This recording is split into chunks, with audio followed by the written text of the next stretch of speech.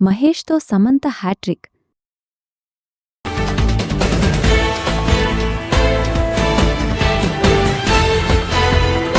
టాలీవుడ్లో super star Mahesh Babu ఒక విషయంలో కాస్త డిఫరెంట్. హీరోయిన్లను ఎక్కువగా రిపీట్ చేయడం ఆయన కెరియర్లో చాలా అరుదు. ఒక హీరోయిన్తో ఒక సినిమా చేస్తే మళ్లీ అదే కాంబినేషన్ రావడం చాలా తక్కువ. అయితే ఈ రూల్ను బ్రేక్ చేసిన హీరోయిన్లు కొద్దిమందే. త్రిష మహేష్తో 2 సినిమాలు చేసింది. సైనికుడు అతడు.